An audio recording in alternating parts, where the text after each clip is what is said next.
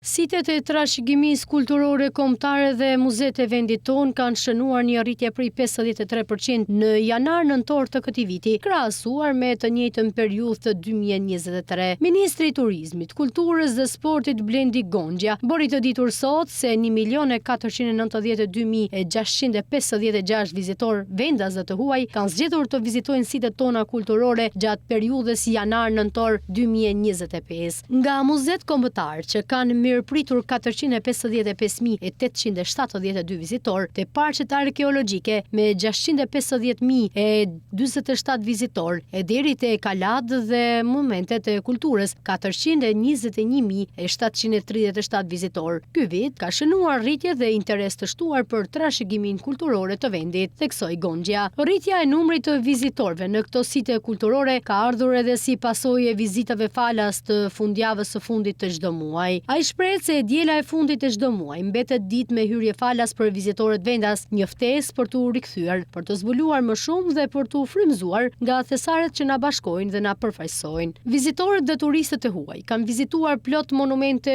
kulture dhe site si atraksione turistike dhe historike që nga parqet arkeologjike të Amantias, Orikut, Finiqit, Apolonis, parkun arkeologjik të Bylysit, Antigonesi dhe Butrintit. Gjithashtu, turistët kanë vizituar dhe disa kalasi në Shkodër, Berat, Lezhë, Krujë, Kalane Kaninës, të Himarës, Porto Palermo e të tjerë.